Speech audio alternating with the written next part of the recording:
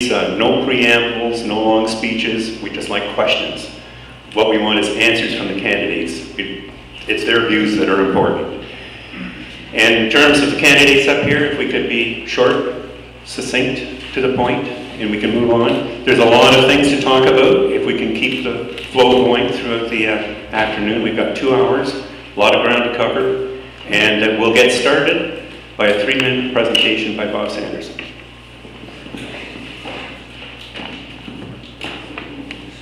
Well, I'm here to apply for the job of being your mayor. Home Township has its roots in agriculture. The name is agriculture. It's not town culture, it's agriculture. By definition, it's a unique culture with unique and special requirements. Farming is hard work, and farmers are a skilled workforce with strong practical understanding of business and economics. Farmers generate their own check, the same as I do.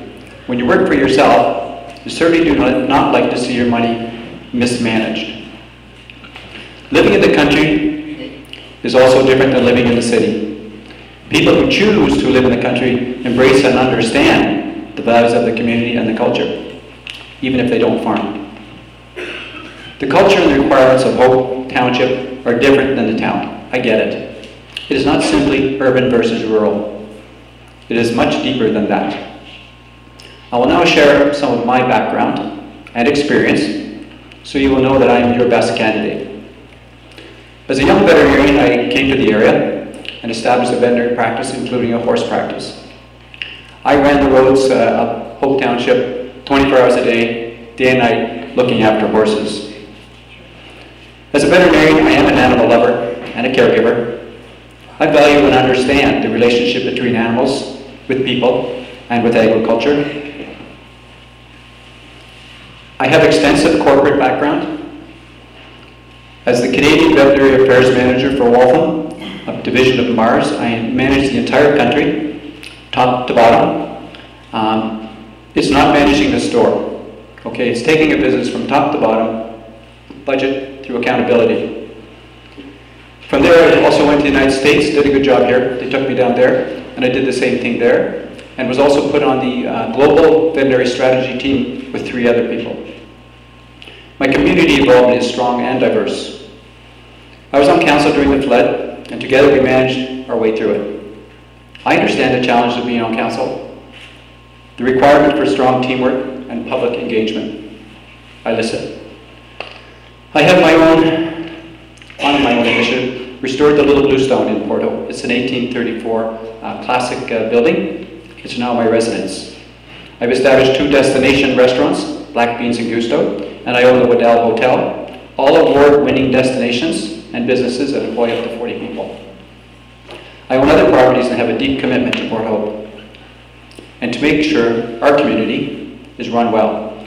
I am dealing with the same high taxes and utility costs that you are, and I don't like it either. Hope Township residents are dealing with many of the issues that have compelled me to run for mayor. Not only are we not listened to, we are treated with arrogance and disdain by our own employees.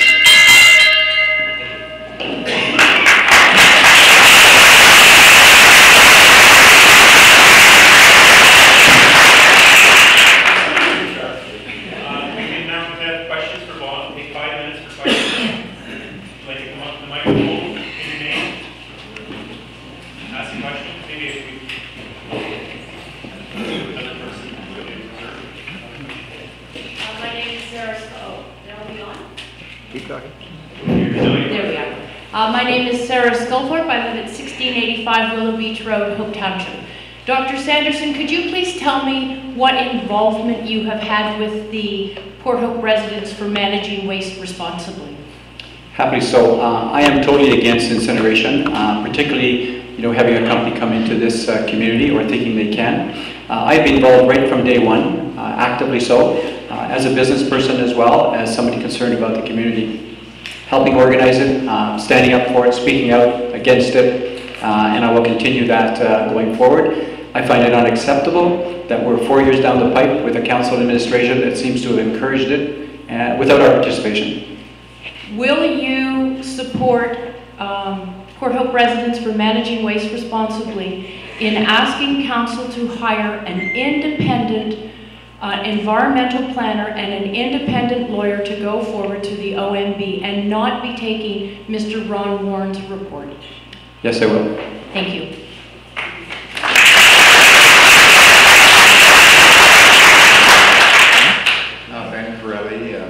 R3 Port Hope. Bob, how specifically would you deal with the divide between the rural residents and the municipality or the governance of Port Hope? 5 minutes might not do it, but I think the heart of the matter, is all about people and how we treat people. I think we have the opportunity to absolutely go back to the start and totally renegotiate anything and everything that's been on the table. And if we do that on the kitchen table, cup of coffee concept that I like, we're going to be able to resolve it. My question was that 81% of residents in Hope Township elected to sign a petition to leave. My goal is to make sure 100% want to stay. I don't know if that answers your question. John Moran, the other ward of King Street. We have just... It's Ward 2, John.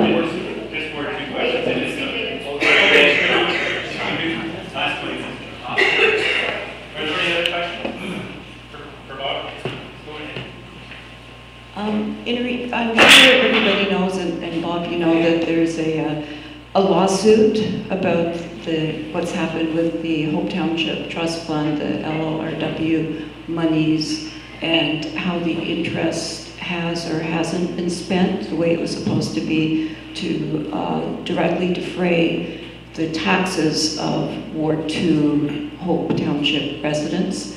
I'm just wondering how you would deal with this issue if you were elected mayor. Yeah, and I've been very clear on this from the start as well. I was the only mayoral candidate at the meeting that Ian Angus called and some of the people called, and clearly stood up and said, I have the documentation as well. That $10 million stays in the community it's supposed to be in. The interest comes in only after the taxes have been established and go directly against the mill rate. I believe it should be done in the other ward as well, but we'll deal with that. So it's yours, you get the interest, and it's directly applied as it's supposed to be in the documents.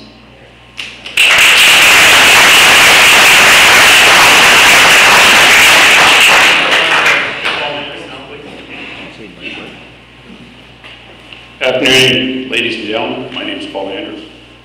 Poor leadership in the municipality of Port Hope has resulted in a serious lack of trust among residents, financial mismanagement, and threats to our unity. This is particularly true for people living in Hope Township. 81% of these residents believe the amalgamation is the only answer. I'm seeking the office of mayor because I'm confident I can restore this unity and earn your trust. I'll bring accountable leadership with a new council that works for you and with you in an open and accountable manner. It's critical for us to have a mayor and council that understands and respects the unique needs of both wards. As a lifelong resident, I understand these needs. I've lived in both urban and rural areas. I was a Hope Township councillor for 3 years, volunteer fireman for 18 years, and on the board of museum directors for 10 years, as well as many other volunteer organizations, including Rural Redesign. I worked in production, in management, and for large and small corporations. I have been a tool and die maker for over 20 years, and I'm presently self-employed. One of my first priorities is to ensure the trust fund is applied as intended and the amalgamation agreement is adhered to. This must be done in an open and transparent manner. Council and staff need to understand Ward 2 better, where agriculture is a primary industry. We'll work with all residents to review municipal policies and reduce red tape. Council meetings should rotate between Canton and Port Hope. 81% of the Ward 2 residents support an issue. Council should have been concerned and shouldn't rest until they resolve the issue. I find it appalling that the council didn't have time to meet with Rural Redesign to replace the trust fund interest, but they had more than enough time to push you a $3 million police station. Ward 2 is unused lands such as Wesleyville. There's roundtable discussions on that now, and they should continue. A benchmark of the municipality's performance is the number of special interest groups. We have, on my count, 6 or more. This wouldn't be necessary if residents trusted council was representing their best interests. It's essential the next council be transparent and engaged. We need to spend wisely and increase our reserves. We need more local input before changes and upgrades are done. MTech REM needs to be followed more closely. We need to ensure that we have a contingency plan for if the OMB supports it, then we have to carry on for the future. We need to improve our recycling. All glass should be collected, crushed, and used in the road beds. Anybody using recycled materials for construction or renovation should receive incentives. Garbage tags should be two-tier price. You should pay less if you don't have pickup. Fire department facilities are in the best locations. On the issue of policing, present system works, everybody wants it, leave it alone. For change that works for you, I ask for your vote for mayor on October 27th.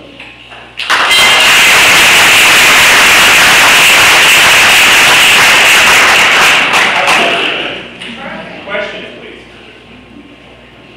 And try and keep your questions succinct. Well, I am the NTech REM girl. Am I on here? Mr. Andrews, you said if NTech REM were approved at the OMB, you guess it would be okay, and 30-ish jobs would be good for the community. That is what you said on the Cogeco interview. Are you aware of the 40-ish jobs that could be lost at the MRF if NTech REM is approved? To start with, I have to correct you. I said if MTech REM is approved, then we have to contingency plan to carry on. I never mentioned anything about 40 jobs. Oh, no, you just said you thought that the jobs would be good for our community, but I'm concerned about the 40-ish jobs at the MRF that could be lost if NTech REM is approved. So we will then be -5 jobs if NTech REM comes in, if we are actually looking at this as being a good employment. MTech REM is not good employment. MTech REM is going to produce more garbage than it creates, and I don't support it. Okay, so I guess my next question is, have you had any involvement with the Port Hope residents for managing waste responsibly? No, I haven't. I've been involved in other committees, but there's so many committees in this township that one person, just because you're not involved directly with it, doesn't mean you're not interested in it. Okay, thank you.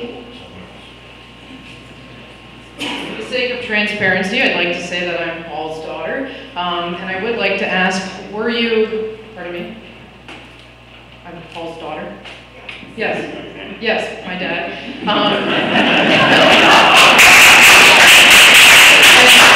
What I would like to ask is, were you present at any meeting regarding Ian Angus's lawsuit? Oh yes, I was. The meeting that Bob was the only person there. I was there, Bob Chatton was there, Julie Mavis came briefly, John Bickle was there, and all the hopefuls running for council were there. Given that you lived in Ward 2 for many, many years, and I know that you've driven most of the roads, I suspect, in your various capacities, I'd like you to comment about monies that are being spent on road improvements in Ward 2, in particular to do with where steel guardrails are being installed on extremely rural roads, and to my mind, there's excess expenditure being made. Guardrails are kind of a pet peeve. That's an area where there was no input, there was no research, and there was a lot of money spent, and all we did was make life miserable for everybody in the township, and we didn't need them in the first place.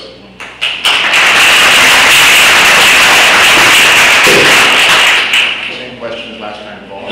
How you would deal with the rift between Ward 2 and Ward 1? To start with, they have to talk about it. This council won't talk about it. They pretend it's not an issue. We need to discuss it. You have to have dialogue. You can't solve a problem if you can't talk about it. And we also need to put the trust fund money back instantly. And we need to review the amalgamation agreement and live to it.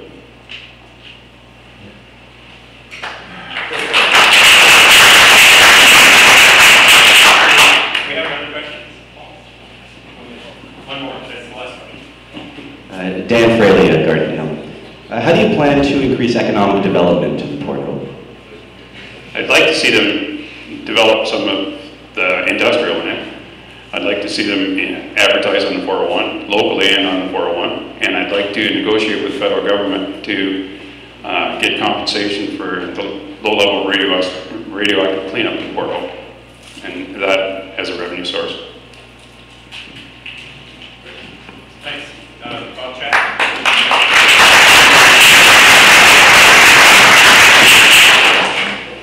Good afternoon, ladies. Whoa. Good afternoon, ladies and gentlemen. My name is Bob Chatton. First of all, I want to thank Rural Redesign for putting this on. All kinds of people. This is just fantastic. It's fantastic. And then one other thing I'd like to do is on Thursday at the meeting, I became very ill. I want to apologize to all my fellow candidates here and to the people that were there that didn't get to hear my answers to the last half of the session. Anyway, back in 1988 is when me and my family moved here. We actually were looking at houses in town, but we decided we wanted to move to the country. So Hope Township was here. We bought the house on Highway 10, right next to the mill. And we lived there for 12 years. And during that 12 years, I was a volunteer firefighter for Hope Township. I was promoted to captain during those years. And they were looking for a district chief, and I was appointed by the Hope Township Council and Ian Angus as the next district chief. I retired from firefighting in 2001. As I've got 25 years total. We moved into town. The only reason, mostly, that we moved into town is because they wouldn't let us build onto our house that we lived in because we were on the floodplain. I've volunteered at a lot of organizations. I've been with the Special Olympics for over 30 years. I volunteer at the Salvation Army Soup Kitchen every Tuesday. And I also volunteer at our church. The wife and I are involved in cooking the dinners for the seniors every the last Thursday of every month, and also for the migrant workers that come and work in your fields during the spring and the fall. We cook their coming in and going away dinners. Now, as your mayor, I will bring you, I can guarantee you this, I will bring you transparency, consistency, integrity, truthfulness, and mostly of all, respect and common sense on anything that has to be decided north of the 401. I'm going to bring hope back into Hope Township, and if developers come in and want to build north of the 401, they will be able to do it. Because our current council, everything had stopped at the 401. Back in 2010, that was the same argument I had when I was running for mayor back then. Only I had a medical problem with my back, and my campaign kind of just went, So that's just a few things. I've got a good weekend, and I've got to go. Thank you.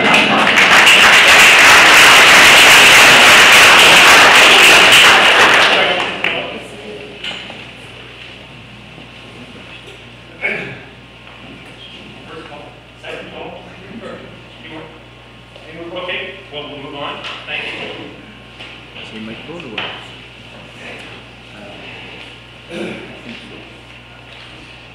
Good afternoon. My name is Julie Mavis, and I'm running for mayor because I want a fresh start for Port Hope. That fresh start starts with amalgamation. We didn't get it right, and we must get it right, but certainly not at the expense of Ward 2 ratepayers. Amalgamation was supposed to make town and township stronger and better, and it hasn't worked. As your mayor, I will lead a task force to change the structure of our governance for better representation of all of our community. We need a fresh start on the question of LLRW trust funds. The money must be returned to the ratepayers. It is meant for tax relief. As your mayor, I will make this a day one agenda item and do everything in my power to settle out of court current litigation that is associated with this matter. We need a fresh start on area rating. Ward 2 residents aren't opposed to paying their fair share of taxes, right? But you do want to know how much that really is. It's council's responsibility to track the costs by ward. It hasn't been done, but it will be now. We need a fresh start on the Wesleyville lands. We need to revisit the official plan. We're home to one of the most spectacular habitats and ecosystems in Ontario, and we need an economic development strategy that will work hand in hand with our natural habitat, one that is designed specifically to promote and to protect it. And regarding NTEC land, I have opposed this from the start. I've already put these words into action. I have written to our provincial representative and urged him to apprise both the Minister of Municipal Affairs and the Premier herself to ensure the decision by Port Hope is understood and supported. The Cabinet can overrule the OMB if need be. And in addition, as your Mayor, I will put forward an amendment to our official plan to permanently ban the incineration of solid waste material in any part of Port Hope, period. This will make it clear to the OMB that our rejection of this project is policy and not discrimination. Over the last couple of months, I've campaigned hard about smaller, smarter, faster, and cheaper. We have to govern smaller, reducing costs and eliminating overlap. We have to govern smarter. We have to govern faster. And if we do all of that, we will be governing cheaper. If you want a mayor that will take action, if you want a mayor that has taken action, vote Julie Mavis.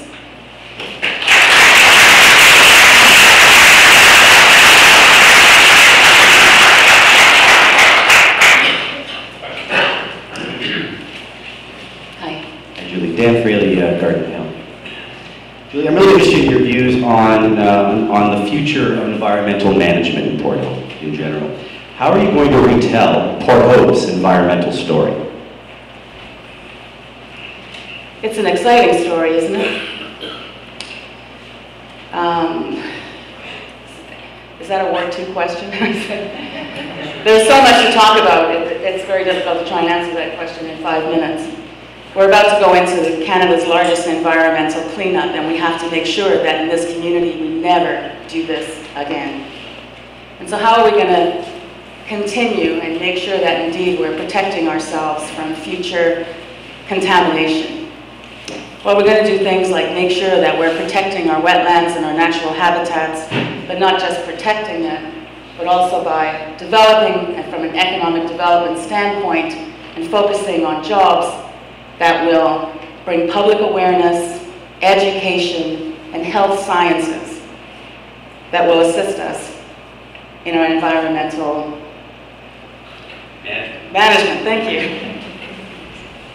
Okay, next question.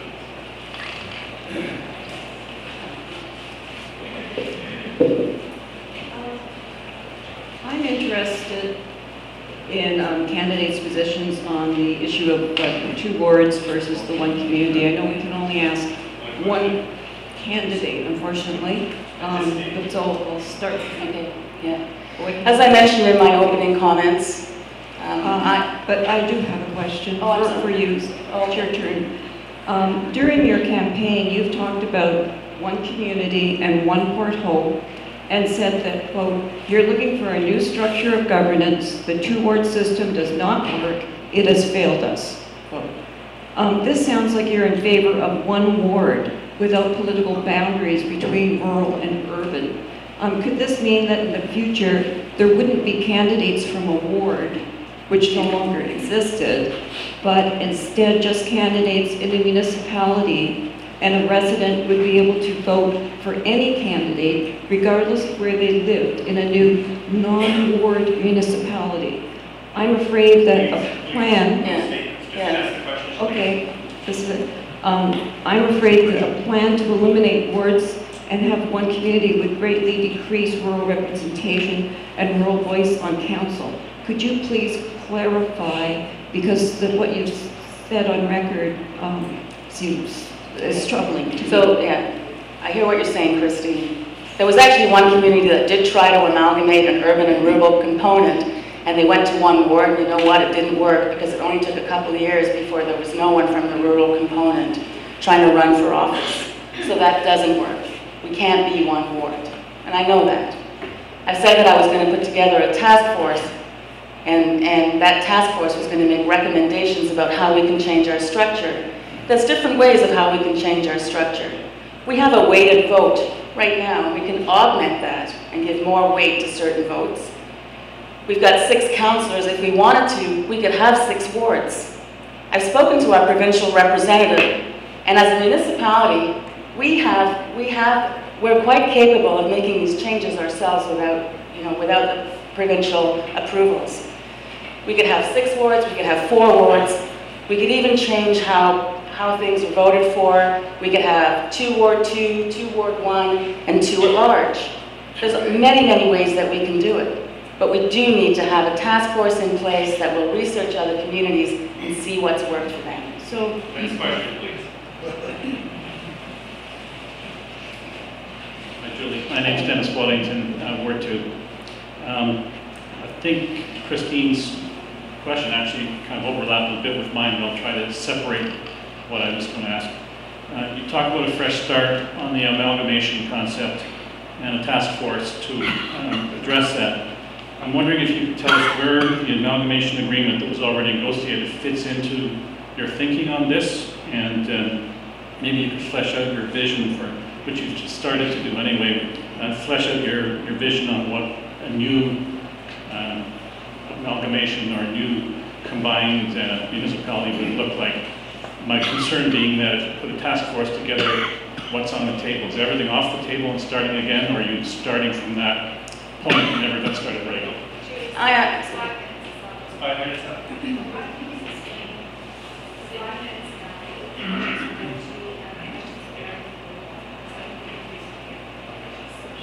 Okay, but Julie's question period is up right now. We'll have time after we go through the candidates to have an open question period where you can respond and answer.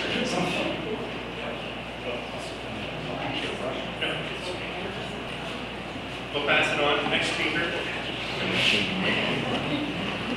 Good afternoon. Good afternoon. It's very nice to see so many people, familiar faces, and friends from many years gone by. I've had a very close relationship with Hope Township, now Ward 2. I want to apologize, I don't have a prepared speech, but I've had a relationship with the township and the town, starting municipally back in 1991 when I spoke about getting water to Welcome. And that area is very sorely needed to be developed, and we know what Welcome Motor Court looks like. It's a terrible state of affair. And unfortunately, Port Hope is a terrible state of affair now. The great concern that we collectively have together is Town Hall has done a wonderful job pitting Ward 1 against Ward 2, and it's over the finances. And with Ward 2 bringing the lawsuit forward, it's going to cost a lot of taxpayers' money. I have a good report for you. As I've been campaigning in Ward 1, and I'm able to articulate our situation out here to the residents in Port Hope, they have a clear understanding what our problem is. And it's going to be quite easy to fix. Now, it won't be I, because being the mayor is not about I, it's about us, the council. And that's the most important thing that we have, and that's leadership. A mayor that understands. A mayor that can work with the members of council, mentor the members of council, because we may have a lot of new councillors, and I'm fortunate I have municipal experience and county experience, as many of you know. But what the situation is, I've explained to the folks in town that out here we had 9 years of tax cuts. We had probably one of the best fiscal management programs in Ontario for a township anywhere. And I got to tell you something, it's a great model, and I'm very, very proud of it. Ian Angus and the councils did a wonderful job. I just wish they would have done the same thing in Port Hope. They were doing a good job when I was there. But what there is, when I tell the folks, and Town Hall has made it quite clear to everybody, that Ward 2 has the lowest taxes in the county. Well, yes, because they have great fiscal management. Don't punish the folks in Ward 2 for being so good with their taxpayers' dollars, but reward them. That lawsuit needs to be dismissed as quickly as possible. And that's where I would work with council. And of course, you need 5 votes. I see 4 right here at the table that I'm sure that would support it. But in any event, this is the most important thing. And our roads, Peter Angelo, there's a lot of stuff that has to be done because we're not happy with Peter. Thank you very much.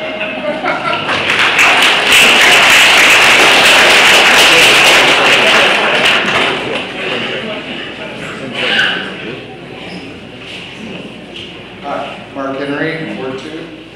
I asked you this question before on your Facebook page, so I'm going to ask it again.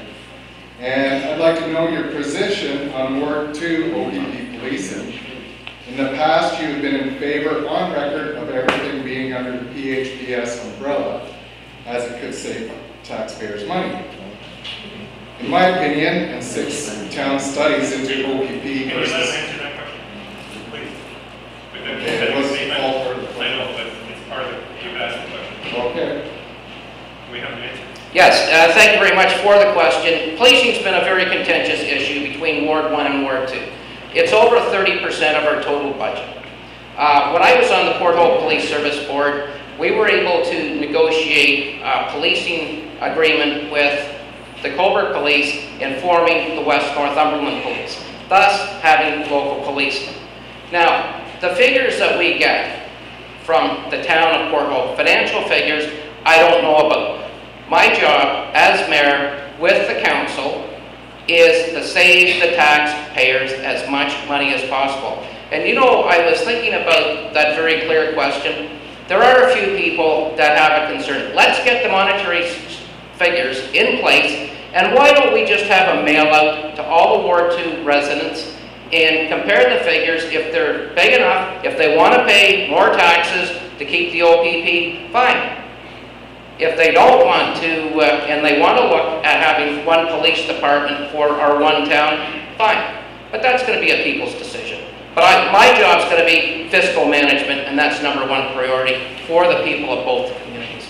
Thank you. Mr. Floyd, Peter Fletcher, 4773 Lakeshore Road, Oak Township. Mr. Floyd, in an interview with Mr. Bell Smith of Cogeco, this is a question pertaining to REM and Tech. When asked about REM and Tech, you said that you're not in favor of it because, and I quote, its incinerator technology is not top of the line, end quote, but that you would be in favor of an incinerator such as the one installed in Durham region because, and again quote, that is the type of technology that we need here. We need to seek out different methods. Incineration is a positive one if done correctly, end quote. You went on to add, and again I quote, waste management is one of my better things that I know about, is garbage. Garbage is my game, end quote. My question is, if you regard yourself as knowledgeable about garbage, and it is your game, how can it be that you don't know that according to data published by Covanta itself, the company that put the Durham incinerator in, that their incinerators put out basically the same cancer-producing poisons that are admitted to by REM Entech and its incinerator and all the other incinerators in the world. Put specifically, I'm including carbon monoxide, hydrogen chloride, mercury, nitrous oxide, dioxins, furans, arsenic, calcium. How did you know? My question is, I just have one question. How did you not, were you not aware of that, or did you think that that's okay? I was not aware of that, but thank you very much for, that's a very technical, those are technical numbers that you brought forward. Numbers, just the fact that they still pollute the same toxins. It's not acceptable. It's clearly, thank you very much for pointing out, it is totally not acceptable. Okay, so you said that you were an expert in the area. I'm not I don't even know some of those chemicals you talked about. You should support it. I think John's position is clear on that. Can we move to the next question, please? His position is clear.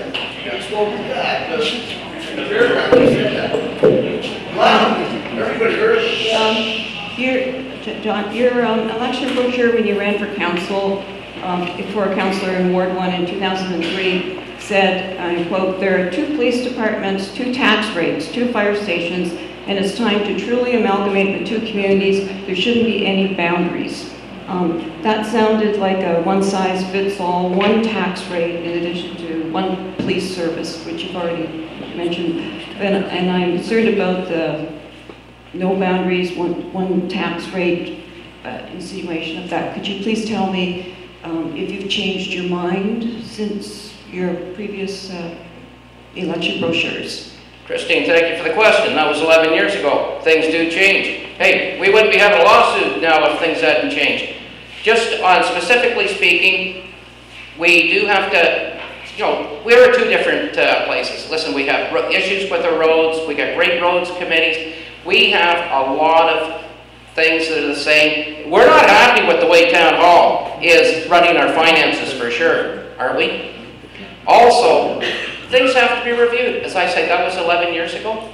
And we need a rural agricultural committee of council. Why do we not have one?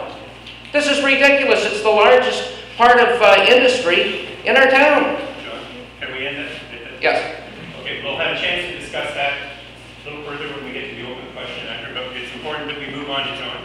And John gets his well, I get to ask John a question here? No, not at this stage. You can do it after it's finished. Okay? Say your question.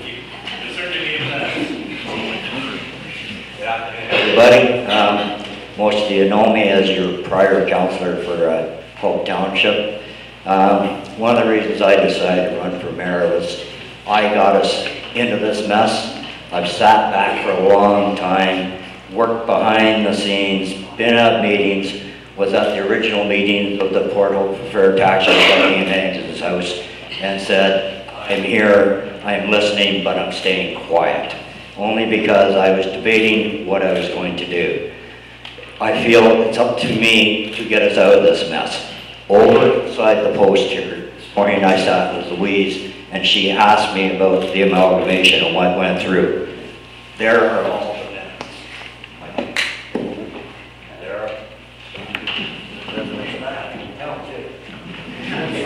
Yeah, it must be. They want to keep me quiet. Like I said, over there are all the minutes from the meetings, the amalgamation order, all the things that we talked about this morning. I've kept all that stuff for over 15 years. We were swindled from day one. It's time for us to take back what we've lost. I'm the only one here who knows what went on in the meetings, what we fought for, what was taken away from us. Our roads have been cut back to minimum standard. Our taxes have gone up. We are trying to be forced with things we don't want and don't need. It's time for us to stand up. Sitting here today, I see people who stood up and voiced their opinion when I sat on council. Those are the people I love working for and working with. We spent a lot of time on intensive farming.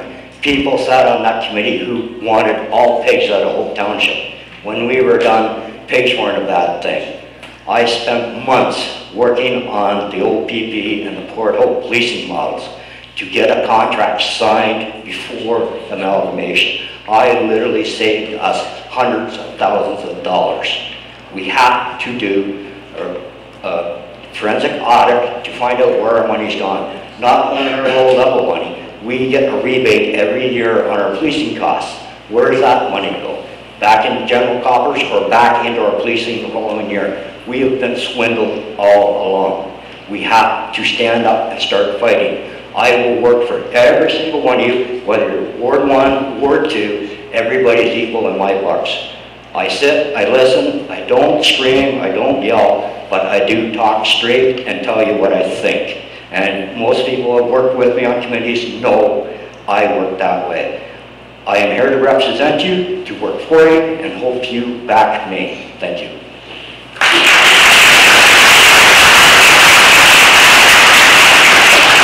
Any questions specifically for John? Go ahead. Hi, John, my name is Pat Thompson, Ward 2. I really hand it to you because you are right from the go-get. You know what's going on all the time. And most of you people don't really know because you haven't dealt with it. But John, I think I'm going to vote for you because you've done a great job. And one thing I'd like to know is about the police. Nobody gives us a true answer. Now, we don't want Port Hope police out here. We want the OPP. And we've done all these studies. Council sat back and seen 10 studies done, and every one of them is going to save us money, but they turned it down. Rick Austin, he turned it down at the last minute. Well, I want to know what you feel about the police. Okay, under the new OPP policing model they have out now, for the last year and a half, everybody's had the fear OP police costings are going up. They have gone down. With the figures that were used 2.5 years ago to do the policing costs, we now could save roughly $30 million over a 10-year period instead of 10. We are building a new police station right now for $3.5 million. I don't know how many people have driven Highway 2 through Newcastle. They have a new fire hall there that is 4,000 square feet bigger than our police station, which costs almost $14 million. You cannot convince me we will have a police station for $3.5 million, not with the technology that's being needed inside. The OPP has that in place in Coburg. Our police station on the main street would work as a satellite office just fine. With the OPP in town, the only difference would be the crest on the shoulder of the men driving the cars. Everything else would be the same. The fearmonger that have been put across for years has to go. It's part of making us one community, get rid of that 401 divide line in the middle, and all work together so we can resolve everything and be a happy, peaceful place. Thank you.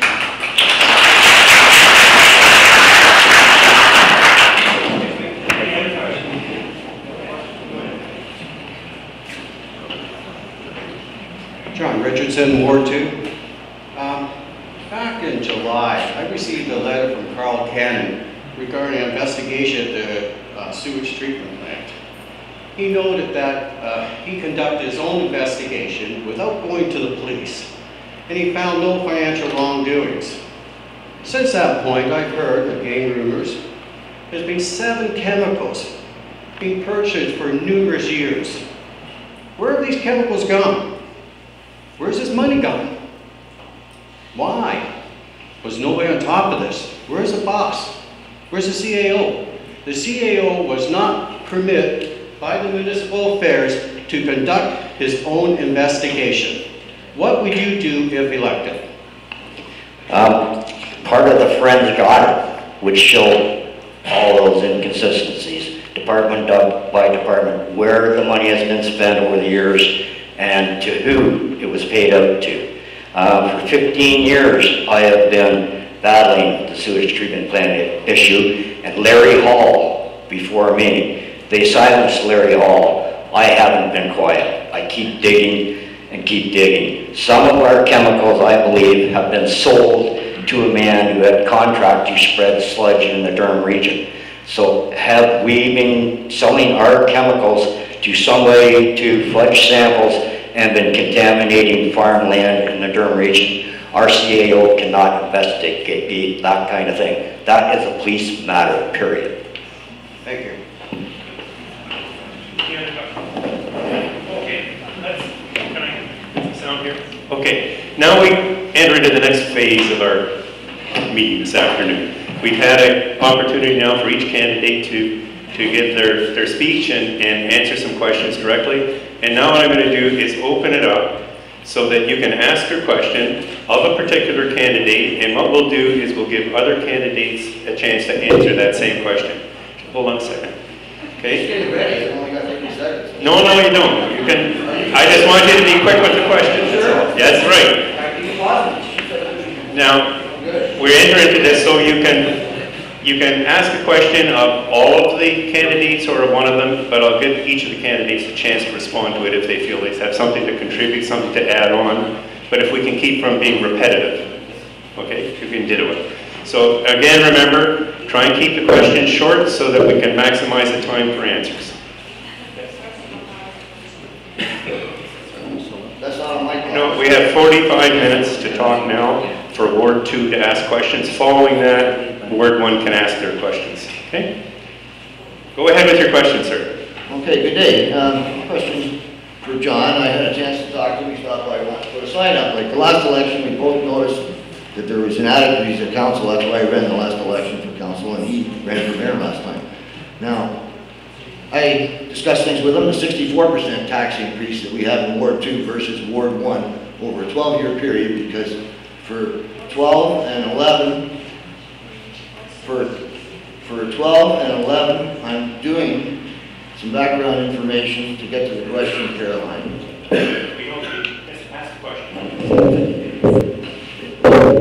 Okay, now, I feel like I've been stabbed not only in the back of the neck, like I said to him, because of this, and this interest money off the low-level radioactive money not being used, but since I talked to him, it's being pursued with, and he said he's going to get after it. But the question is, you said that you're not against us separating from Port Hope, because in my opinion, 95% of the population here would like to separate. That's the easiest solution to our multitude of problems. It's not just this taxation issue, which is very unfair and was done in an unfair manner, and staff is totally out of control. I would say, and you realize these things, because I'm shoulder to shoulder with you as 1%. What are you going to do to help? And I asked you this, and you said, you know, the truth to me. What are you going to do if we can't separate? And I know you're not against us separating, and what are you going to do to help us separate? And if we can't separate, how are you going to correct this taxation issue that we're experiencing?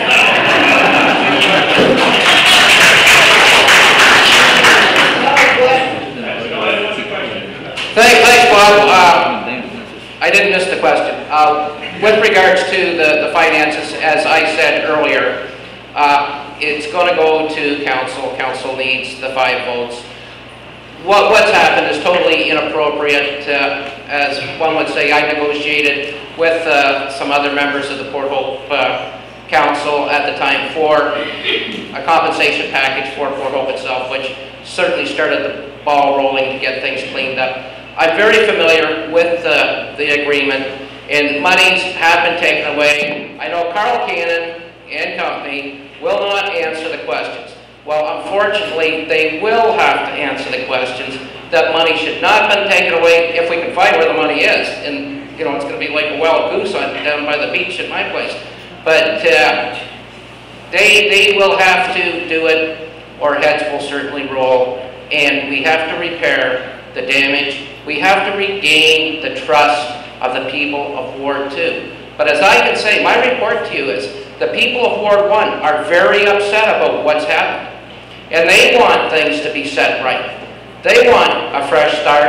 And if I'm elected mayor, it's going to happen. Thank you very much for the question. We need a captain to run a ship and a crew to get it there. Thanks, John. De-amalgamation is entirely up to this community. Entirely up to this community. It's not something that I would like, but if Ward 2 or any part of Ward 2 decides that they would like to not be part of Port Hope any longer, I will work hard for you to make sure that you are able to do that. It is entirely up as far as listening to a community. We don't have to go back to the same boundaries. We can actually change the boundaries from where they were. Thank you.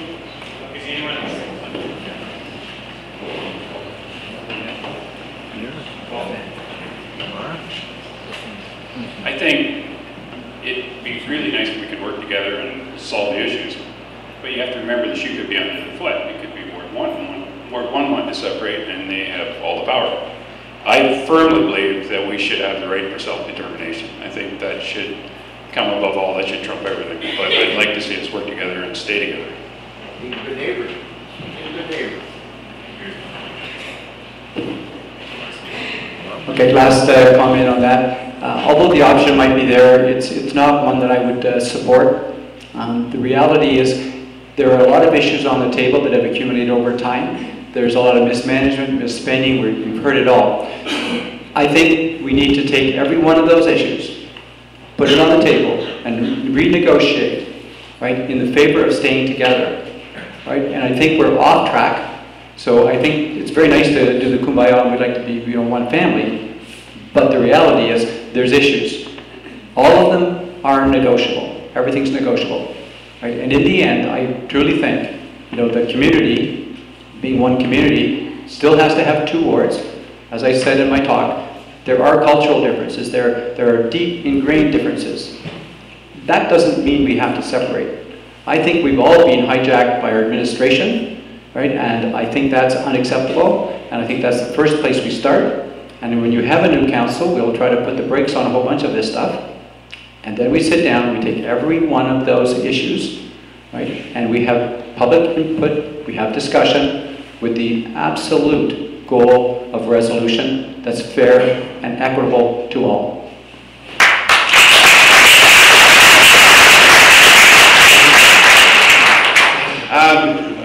There's 2 of us at this table that have been to all the meetings of Rural Design, all their presentations, except for one that I missed. That's Paul Anders and myself. I didn't get the first presentation. I was there at the presentation to Hamilton Township. All they more or less said, we have to hear from your council. I was at the presentation when they presented it to Port Hope. And that was really, really, really got me disgusted. Because at the end of it, Linda Thompson said, well, we don't have room on our agenda to do it this term. We'll have to lay it over to the next term. I'm going, excuse me, you have a little bit more than 1/3 of the population that wants to leave, and you don't want to do anything about it? Come on, that's just darn right stupid and ridiculous in my books. Thank you. Okay. This is an important topic, and I think each of the candidates should have a chance to. Go ahead. The nights we sat in town, arguing, discussing, trying to come across with what we thought would work for amalgamation, we walked away most nights satisfied we'd accomplished something. Like I said, over there are all the minutes, and if you go through them, you will see what was discussed a lot of the time, how hard we worked to get what we did get. It's not our fault the downtown portion figured we don't exist and decided to just throw it into leeway. I still think amalgamation can work if we have the right group of people elected to represent us, and we work together and go back to the beginning, to the original agreement, and read through and go through paragraph by paragraph, and we can see where we have to make changes and how, which will cover everything right through to the low level. And my name is on that agreement as well. And if you read through it, and you don't need to be a lawyer, you can see and understand. And in the very beginning of it, it states for any reason the waste is not kept for some reason or moved out of an area, the 10 million would go back. Port Hope, in my opinion, the day they decide to move their waste from in town to Welcome, their 10 million should have gone back to the federal government or to Ward 2. I still believe that today. And as your mayor, I will fight for that. Paul has been on record. Good point. How about you move on to the next question and maybe change topics now? Maybe Bob, you'd like to start with this one. Are you aware, and as mayor, would you be able to do anything about the commercial taxation and industrial taxation of agricultural businesses?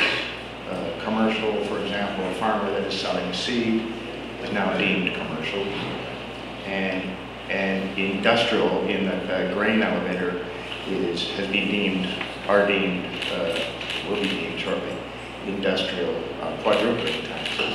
Farmers that run a little business like a backhoe or something on the side will be deemed commercial.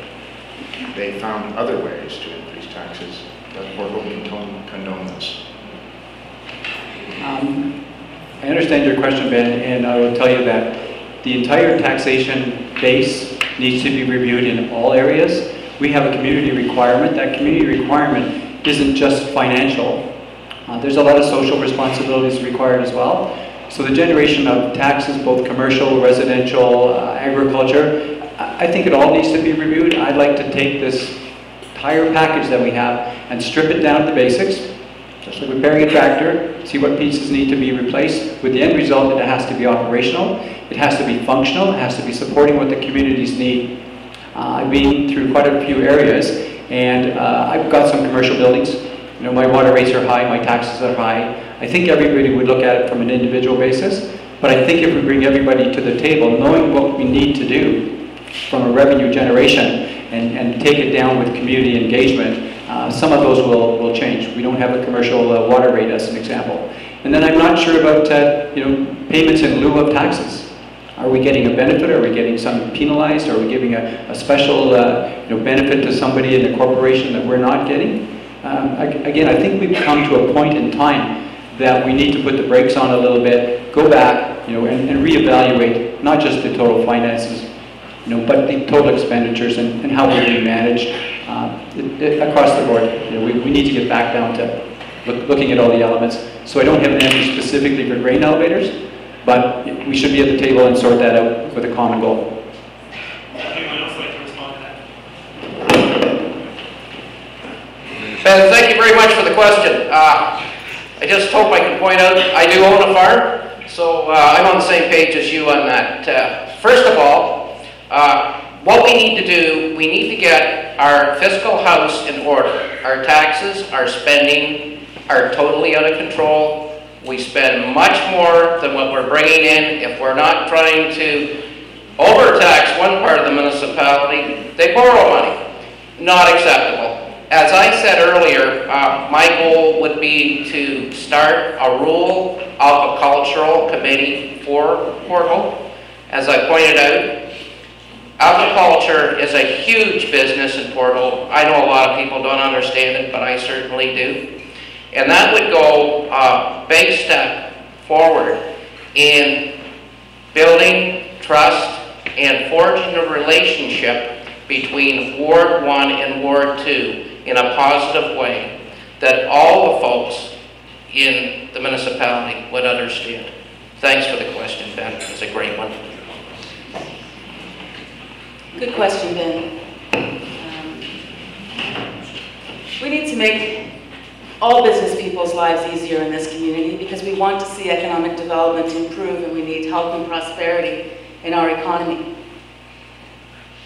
We can't have a one-size-fits-all mentality, and we certainly can't make decisions at Town Hall in Ward 1 that are meant to fit businesses that are in Ward 2 or roads that are in Ward 2 or management that's in Ward 2.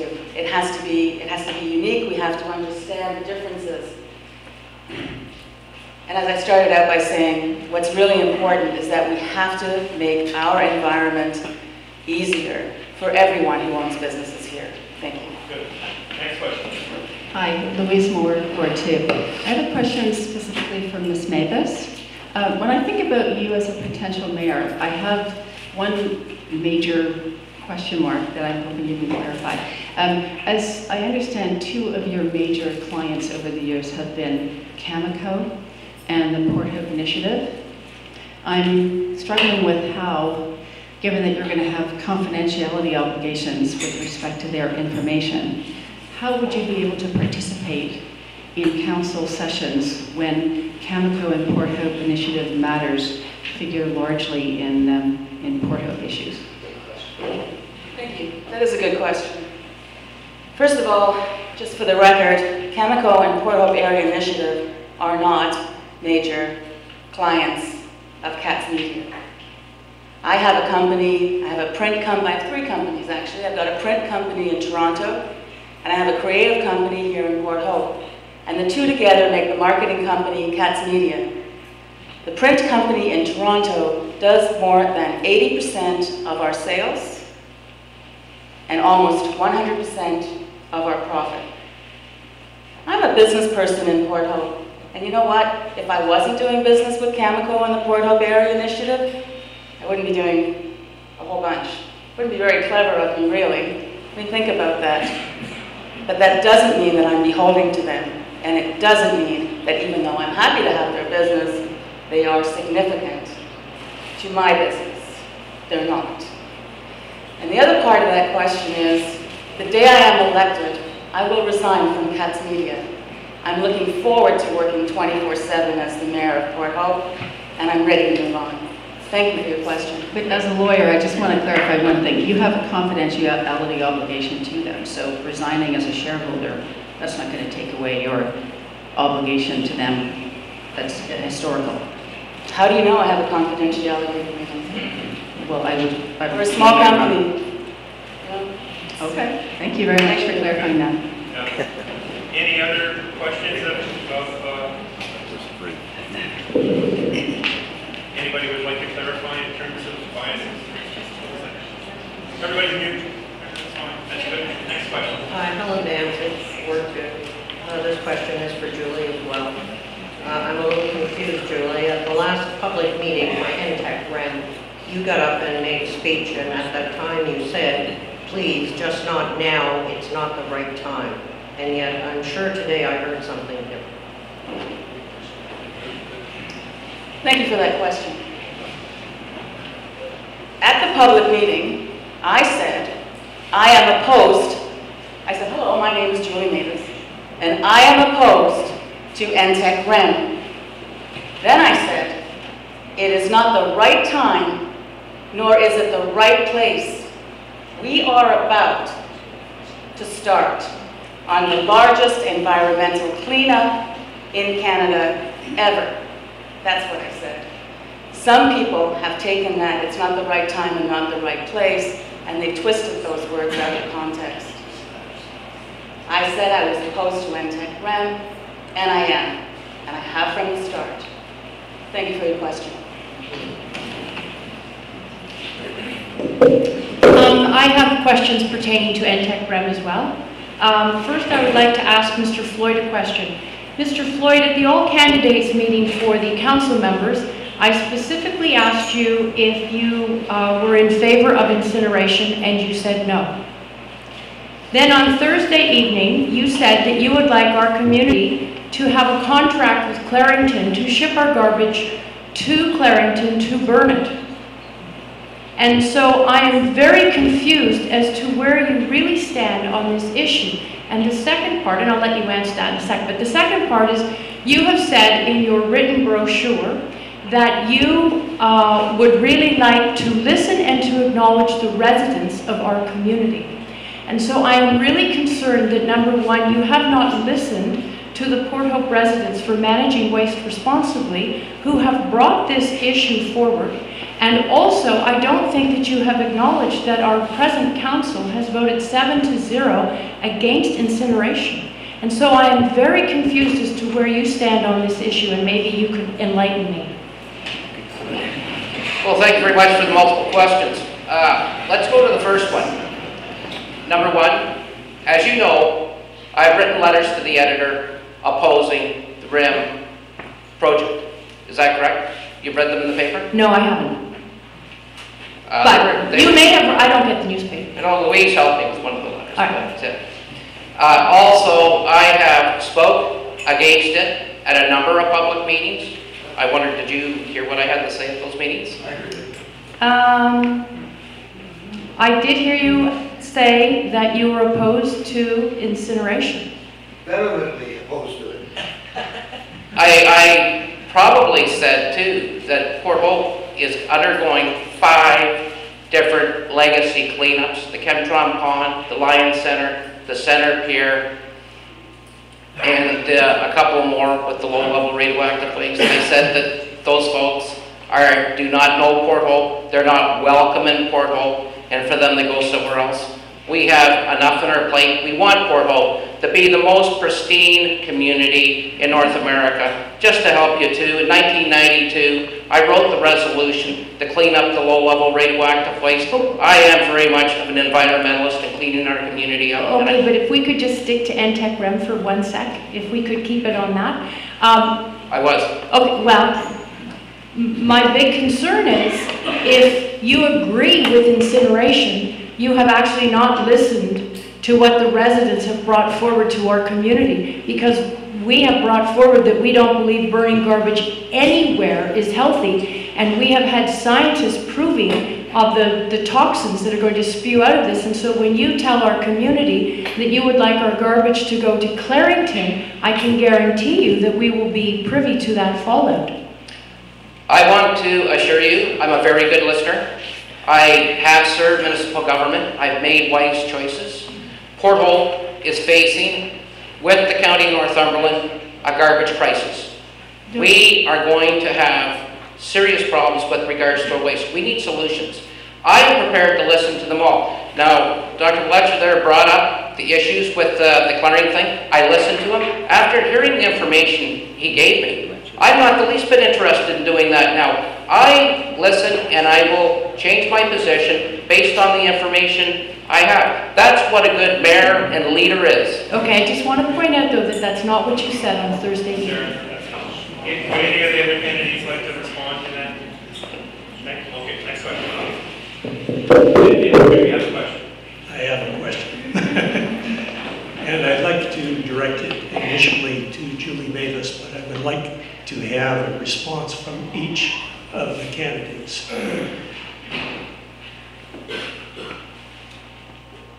What is your position regarding the preservation of the rural nature of Ward 2?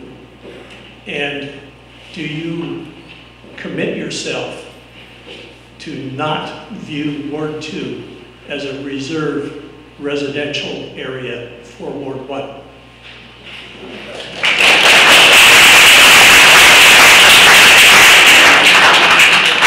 Thank you for your question.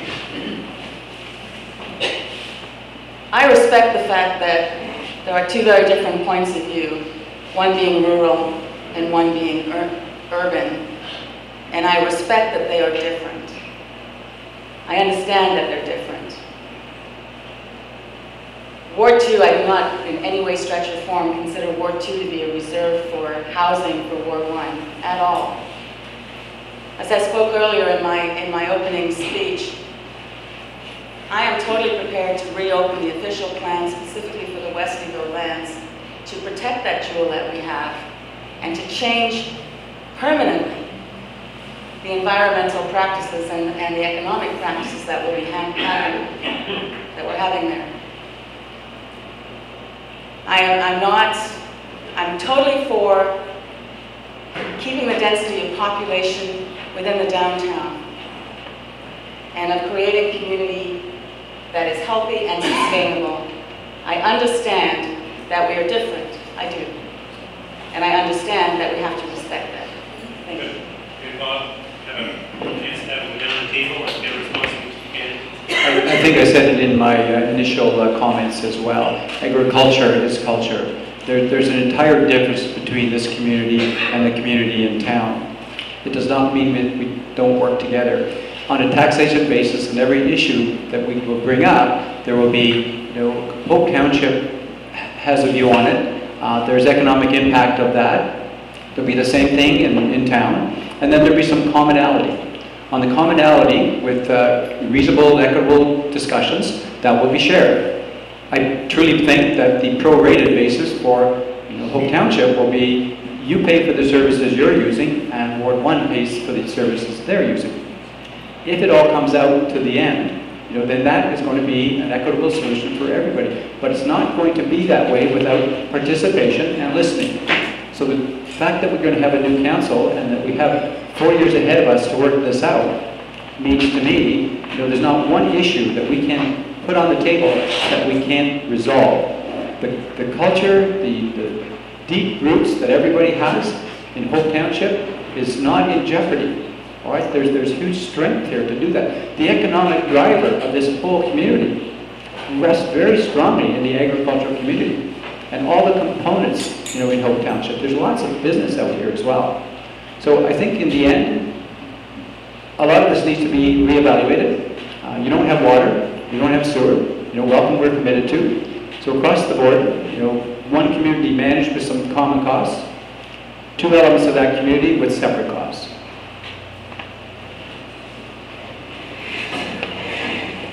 The official plan presently deals with Ward 2, with farmland, and all the development is slated for hamlets, and there's not too many hamlets, there is a few.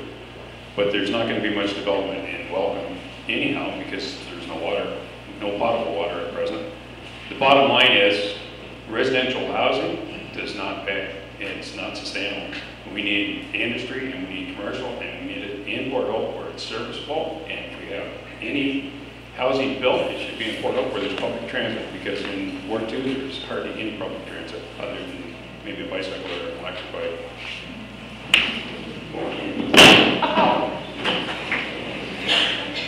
Well, we're supposed to try and keep this short, so I'm just going to go ditto what Paul said.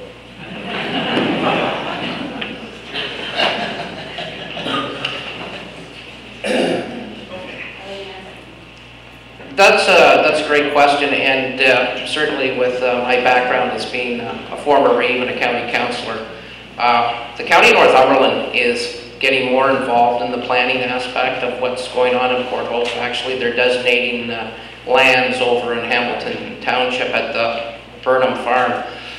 What we have to do is that we have to have a leader, an individual that goes to county council, that speaks in a strong voice for all of us, to make sure our interests are well respected and certainly heard loud and clear.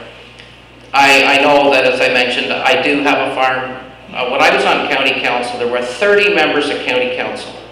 And I got to tell you something, that was most interesting, because the majority of the county is rural, and we got along fabulously because we had a great working relationship, and that needs to be done, continued, and strengthened, because there's a lot of changes that are going to be coming in the very near future.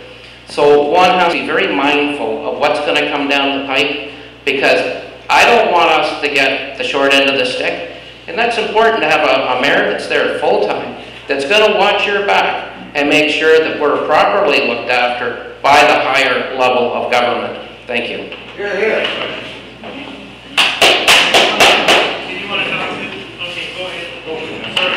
I'm still down here. You're a long way away. Part of this, I'd like to just comment on what Ben was saying about the taxes for the grain elevators.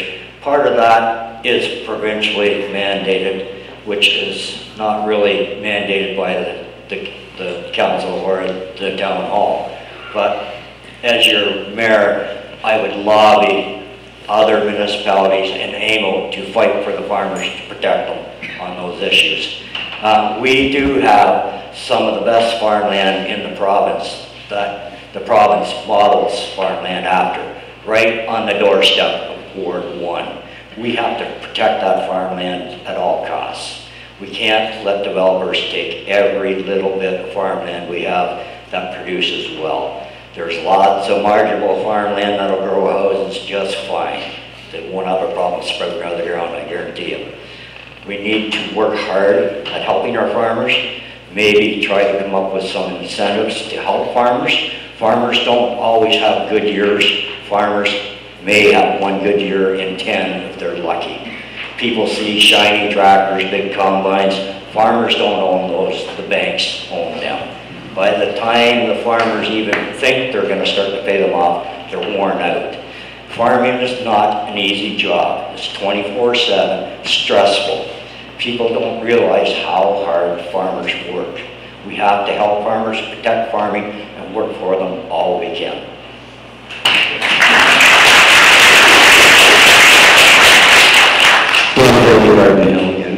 This is more of a general, lighter question. I'm going to, this is to you, John, but I'd welcome answers from all the candidates. In your view, how do arts and culture play a role in the financial success and growth of Port Hope? Thanks, Dad. We have talked about that before.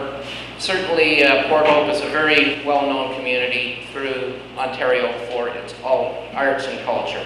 We have the best downtown that's not been restored anything like Niagara-on-the-Lake. In fact, we're leaps about Niagara-on-the-Lake. We need to continue to enhance our arts and culture because that is a big part of Port Hope. We have some of the most interesting people in the world living in Port Hope.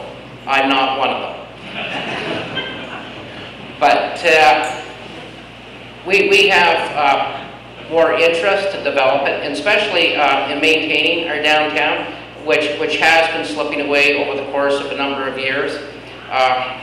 It's not being weeded downtown. The programs that need to be enhanced and put together so that the downtown is neater, stronger, and better, that does attract more and more interesting and artistic people to our community. There is a lot more that can and will be done. There are a lot of programs that the provincial government has. We need to also lobby Northumberland County to be involved in the situation too. But that's something I'm very much in favor of, and to build it more, because our downtown is the crown jewel of Port Hope. It is not the industrial park, unfortunately. Thanks. Anybody else like to respond to that? Go ahead, Joe. Arts and culture are very important to our community.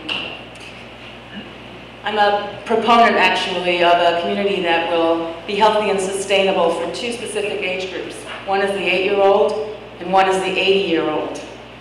There's an association and a big movement, actually, in Toronto, and what they're doing is they're working with, it's called 8 to 80. So if you have a community, rather than making a community just great for a healthy 30-year-old, you have a community that's healthy and sustainable for that 8-year-old and the 80-year-old. All the rest of us in the middle are going to be fine. And it's about how we can culturally educate our children, because they need it. And those same things, those same activities, and those same facilities that will help us in culturally educating our children are the same ones that will keep our vibrant seniors who want to be active and want to be part of our community here. Thanks for your questions. Very good. I'd like to say a couple of words on that as well, because if you look at the broad requirements of a community, art and culture are an integral part of it. I don't quite agree with Mr. Floyd that the crown jewels are downtown. There may be a few out here too. There's a lot of people, without naming specific areas, who really are depending upon arts and culture development. There's also people sleeping on the beach, by the way. There's also low-income people, senior people. So, Dan, honestly, I think it's a part of the community structure. It's an area where I think we can develop more strongly, and I think it's a wave of the future, certainly along the lines of looking at technology, smaller-based businesses, rural businesses, downtown retail. We can promote all of that if we have a broader perspective, of what our community is, and we, design ourselves towards that goal. And that does include every member of society, young to old, poor to rich.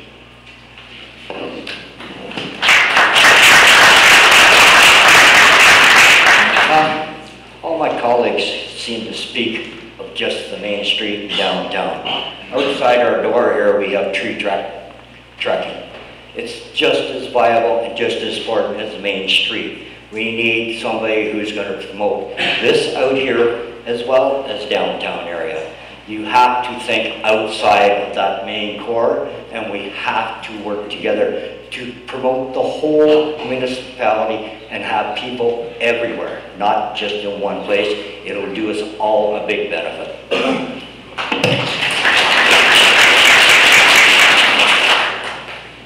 Arts and culture, I agree with John. We do have to think outside the box. There's so many vacant buildings in Port Hope that could be utilized for artist groups or even homeless people.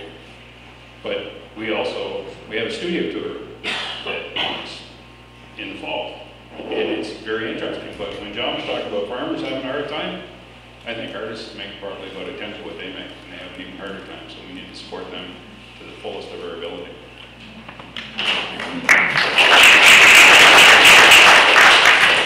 Everybody took whatever I was going to say. I don't want to say ditto again. But anyway, John was right. Got to look outside of Ward 1. You got to go to Hope Township. We've got beautiful landscapes out here. Got everything out here for arts and culture. Bring the children out. Take them on the trail rides, the hay rides, and the walks, just to show them what the country is like. Take them to the farmers, show them how they work. That way, it'll be a continuous, everybody's talking about getting Ward 1 and Ward 2 people back on harmony. This is one way of doing it. Thank you. Caroline Thornton, Oak Hill Road. This is a very controversial question. John Floyd. On October the 2nd, you were on Marsh Road, and you stopped and spoke to an individual who was canvassing for another person running for council. You told this woman that you believe the current mayor should be removed from office, except you didn't use her name or her title. You said that a word that starts with C and ends with T, and I don't use. You then said that the fellow council members whom you called a word that starts with C and ends with K, followed by a word that starts with S and ends with S, should also be removed because they were not competent. Do you believe that a man who uses that language and behaves in that manner has any right to run for any office anywhere in the world? Absolutely untrue. Excuse me, I had expected you to say that. The councilwoman is Karen O'Hare, and her canvasser is Darlene, and they are both prepared to sign an affidavit and make it a legal presence that those words were spoken by you on that date in that location. So if you want to deny your behavior, that is your privilege. But I want the people of Port Hope and this township, of which I am immensely proud, to understand that the person that we elect has to be respectful, courteous, and supports women, something apparently you find difficult. I certainly support women. That statement is slanderous. I would never say anything like that. I've served our community for over 25 years. I've been given service awards for our community, and I'm very proud of it. I just find that absolutely unbelievable that somebody would make up something like that. That is not the character of John Floyd, nor would it ever be. Next question. Yes, my question is directed again towards John Floyd. I'm not sure if I can follow that one very easily, but I think I just have to ask John because I think I know the answer to the rest of the candidates.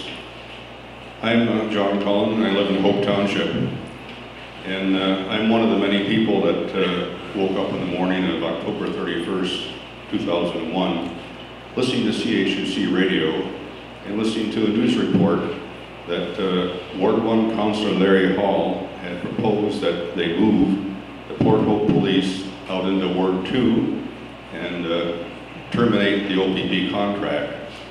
And as I sat bolt upright in bed, I thought, what on earth is going on? Policing has been the biggest thorn in this amalgamation since 2001, up until area rating, of course. And John, you're on record, and still on record, as proposing that we move the Port Hope Police out into areas they don't patrol right now. Where would that be?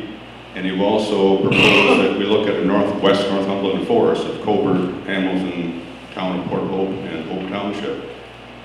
How do you justify, again, as a way of saving money, how do you justify taking the two most expensive police services in Northumberland County and merging them with the two least expensive services in Northumberland County and saving money? Who is going to save money? It's certainly not going to be the townships. Are you still on that? Okay. Well, thank you. That's a great question. Policing issue is over 30% of our budget.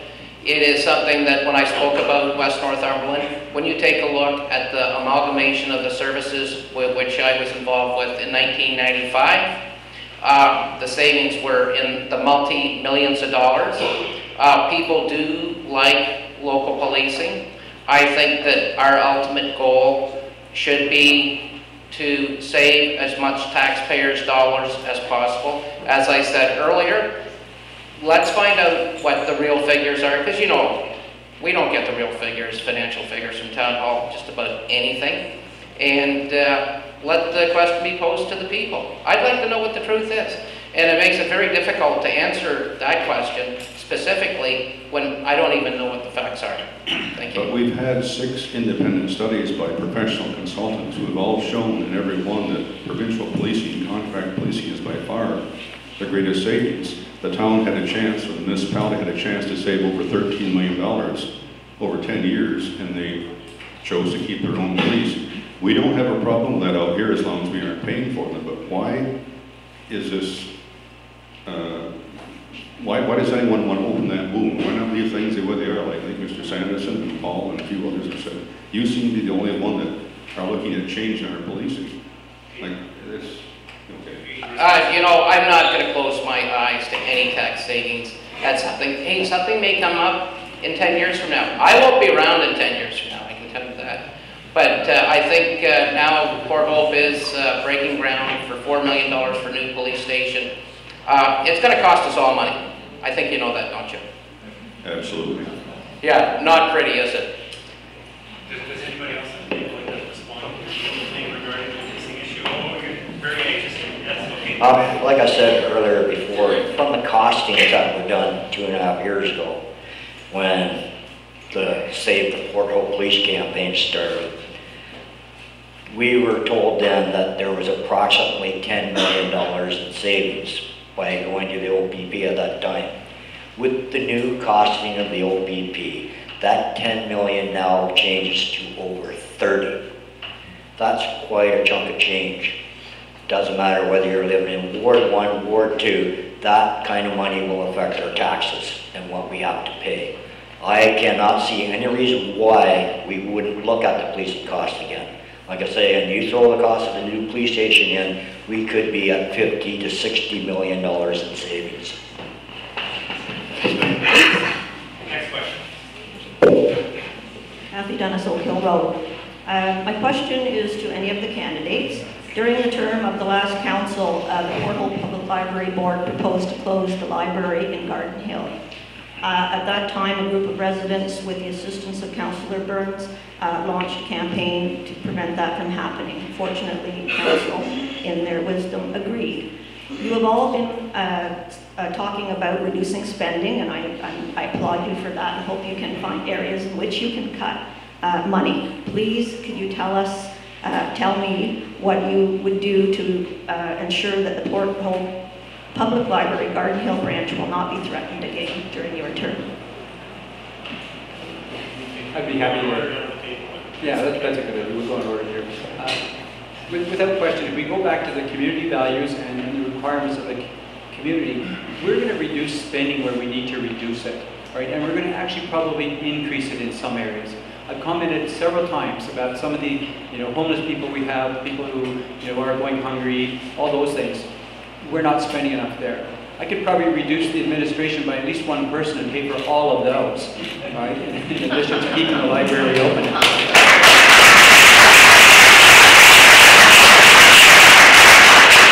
So I'm going to go back to my sort of favorite theme, which is we reduce the costs where we need to because we're underperforming at a high price down in administration. We've got large barriers in the way. I talked to a contractor who wanted to come to Port Hope from Oshawa. After 6 months, he gave up. So community values, you guys decide what's important to you and what you're willing to pay for it, right? And we will give you absolute 100% support.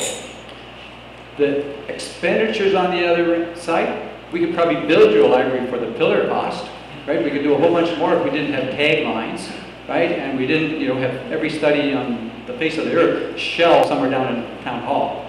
So it's really called smart spending, in my estimation. Control costs, but it does not mean across the board you're going to cut things. There's a whole bunch of areas I think we need to re-examine and actually increase our budget.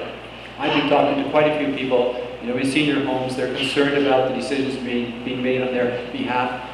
Our responsibility is to be all our citizens, and yes, it has to be fiscally responsible, but it's not a wholesale cut, except in one area.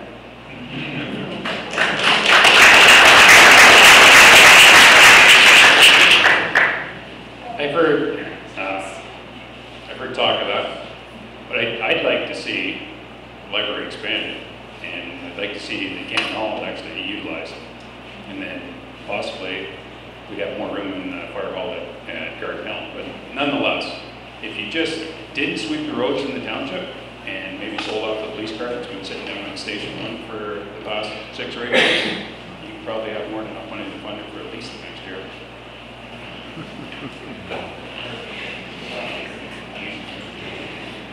The Garden Hill Library is going to remain open, as far as I'm concerned, forever. I believe back in 2010, Greg will get me on this, council was asked about that. They couldn't make a yes or no answer, so they brought in a consultant to do that. Wasted a lot more money than what was supposed to be wasted. Am I correct on that? Not quite? Okay. Well, that's why I asked.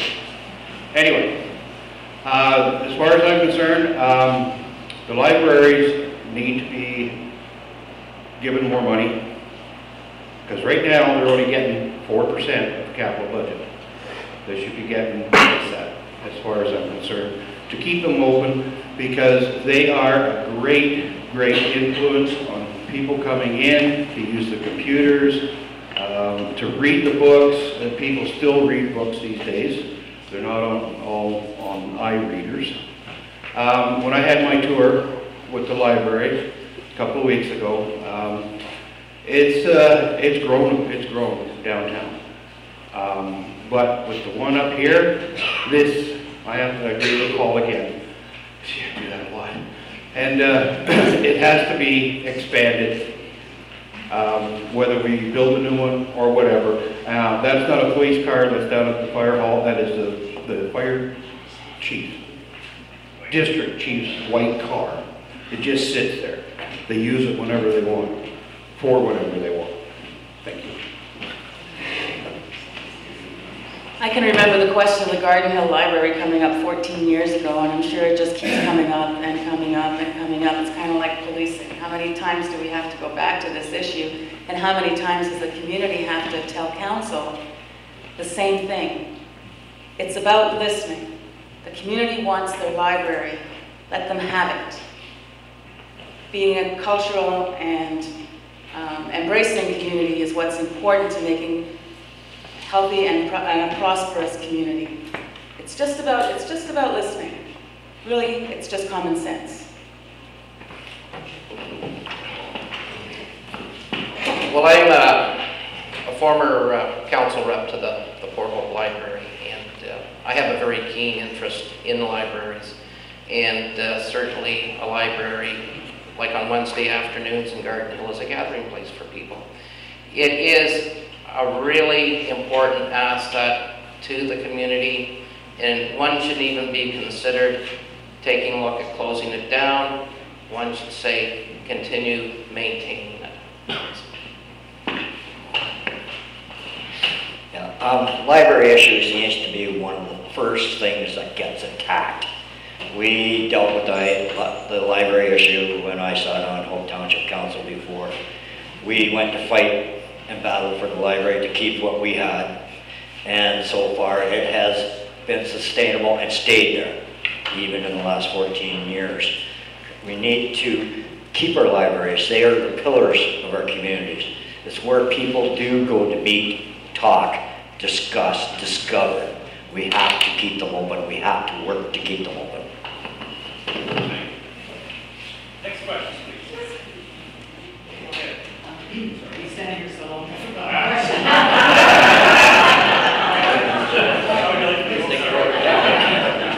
you share with us your understanding of current roadside vegetation management practices in Hope Township, specifically as they apply to Walker Road? Anybody?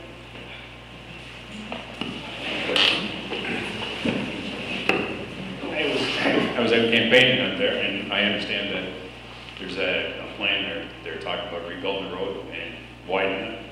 It's going to be a challenge because they can only go from one side, not the other, because there's a huge ditch there. I know they're going to change the sand hill. They want to fix that. I think it's a challenge for the town or the township workers because they can't cut a tree down without permission from the tree committees. And I know people want to have nice canopies over the road, but we also want to have roads that we can maintain and keep open. And I think there has to be a balance between having a road that's passable and usable, and having a road that's pretty and nice to look at. Any other responses? Yeah, as part of our road maintenance, we build our roads, we put ditches in, we put culverts in to manage water. When ditches do get overgrown, they do plug, they do back up. We end up with road repairs, roads washed out, possibly bridges washed out, which costs us a lot of money. An active campaign to marginally keep roads trimmed back without destroying vegetation, but to be able to manage our water flows, we have to stay on top of. In the long run, it does save us money.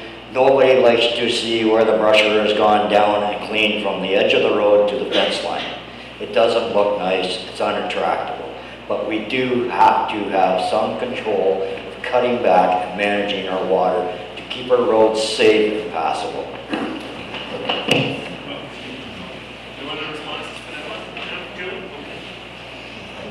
As I said earlier, we can't have a one-size-fits-all for roadside management. You know, what's good for one area is necessarily good for another.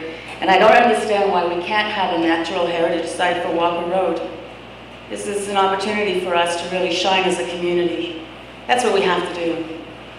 We just have to think outside of the box a little bit sometimes.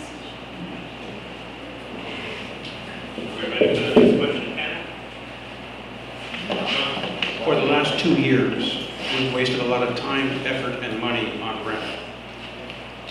I would like to have a yes or no to this.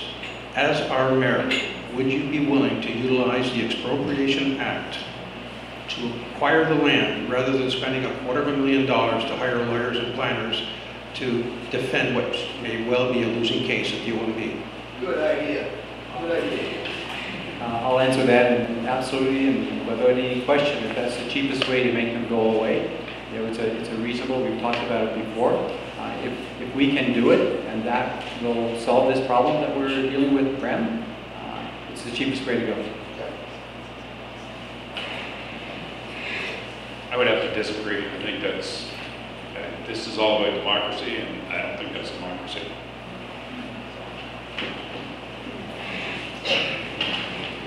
I would disagree with that as well. There's other alternatives, and it certainly sounds, and you've certainly done the research, I know you, John, so I'm sure you've done the research, that $250,000 sounds like it is a lot of money. But I truly believe that we're going to win the OMB, and if we don't, I've got a contingency plan in place to make sure that we do. I don't think we need to expropriate lands. You know, we have to respect the fact that we do have private partners, and we have other people that are owning these lands that are in Westerville, but we do need to protect them. I mean, I just think it seems like a fast and quick solution, but I'm not sure it's the best possible opportunity. I would take a look at that question, and that it is a good one.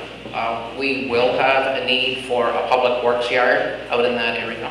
We will need a park out in that area. Things will be developed down the road. That is a possibility to look at that. I would say that we would have to take a look at where things are going to go with the OMB hearing. But to stop RIM coming to our community, let's not leave any stones unturned to make sure it doesn't come here. John, I couldn't totally hear your question with the cooler running in the background there, but I agree with everybody else. It shouldn't be allowed. We should be stepping up to the plate immediately on these issues and saying no, not carrying on for 2 years, 3 years, and then decide to say no on things. We have to have leadership, and the people have to be informed that we elect for our leadership so they can make sound decisions right from the start, not waste taxpayers' money and time dealing with things that should be crushed before they get started.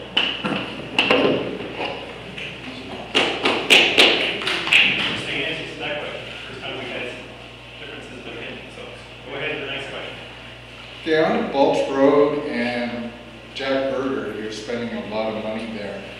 And I believe in Ward 2, I don't think we've even had an outhouse built.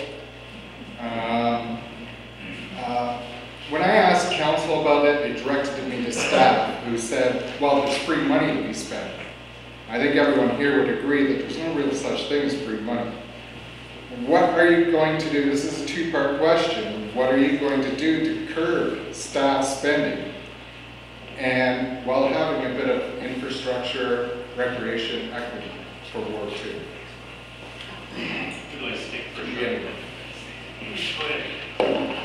Great question.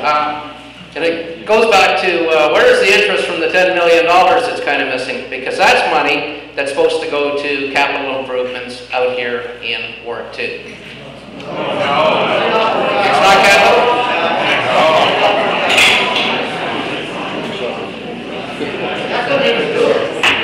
Well, actually, there is an addendum that it's supposed to go into a fund for capital and tax reduction. No. Well, I'd like to know what the whole thing is, but let's put it this way.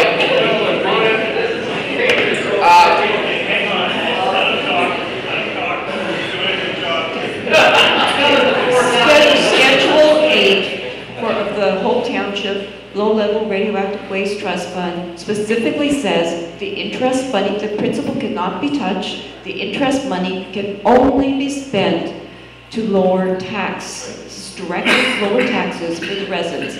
The town's trust fund agreement, Schedule 7, does not say that. It says it can be spent for the benefit, generic benefit, really, of the residents in the town. It's completely different for Hope Township. Thank you very much for the clarification. Just to point out with regards to it, listen, up in Garden Hill, we need, there hasn't been a dime, I don't think, spent on that ball diamond up there. And they need a better outhouse.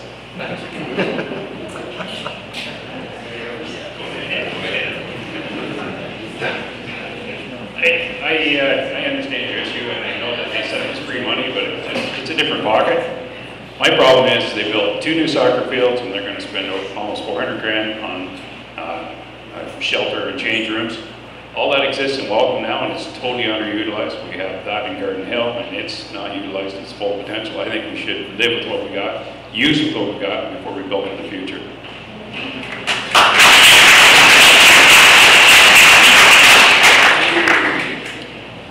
Again, we're going to have to backtrack a little bit. The fact is, the matter is that the Jack Burger complex is probably not used by Ward 2 as much as Ward 1, but it is used by people outside the community. If you go back to what we feel the community needs to have, it's a very important complex. I don't know whether the finances are in line with the use, but if you go back and you tear that budget apart, when we move forward, and if that's a part of the community that we need to support along with the recreation, the parks elsewhere, we really need community involvement to sit down and figure out, is this the appropriate, is the capital expenditure okay, and are they doing the right things? Mr. Floyd also said that there should be, I think, solar panels on the roof. But the roof needs repairing, so it's not the time to do those kind of things. Some of these projects will be further down the pipe than your new council is going to be able to deal with. But I certainly think going forward, I was on council when we put the Jack Burger complex together, and it was a battle then. It's been used. I see Coburg has put theirs on the far side of the town. We're not going to get as much use out of that either. And I think in the end, bottom line is, it does need repair. It will get used, and it's going to be part of the community going forward. And it's the fiscal responsibility that we need to be looking after. Anybody else like to touch that point? Good question. It's council's responsibility to set the tone for anything that staff does and any spending that happens. It's council's responsibility to curb spending and to prioritize where that spending is going. And what they have to do is listen to the community and make sure that we are prioritizing in a way that the community wants us to do that.